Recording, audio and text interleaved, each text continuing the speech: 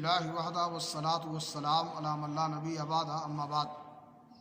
इस्लामी भाइयों, हर वो काम जो शरई एतबार से पसंदीदा हो उसे हक़ीर नहीं समझना चाहिए, ख़्वाह वो देखने में कितना ही छोटा और मामूली हो।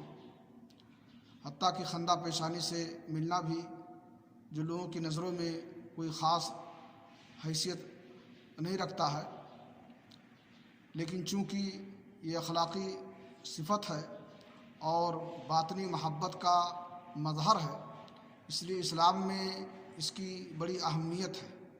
सही मुस्लिम शरीफ की हदीस है, रसूल अकरम सल्लल्लाहु अलैहि वसल्लम ने फरमाया, ला तहक़िरन्ना मिनल मारूफ़ शैयन वलौ अन तल्क़ा अख़ाका बिवजहिन तलीक़।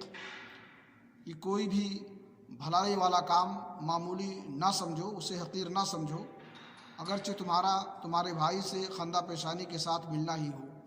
अल्लाह रब्बुल आलमीन से दुआ है कि अल्लाह ताला हमें हर भलाई और मारूफ़ करने की तौफ़ीक़ अता फ़रमाए और किसी भी मारूफ़ और भले काम को हम हक़ीर ना समझें, उसे कर गुज़रें और अल्लाह रब्बुल आलमीन इसके ज़रिए से हमें अजर व सवाब से नवाज़े।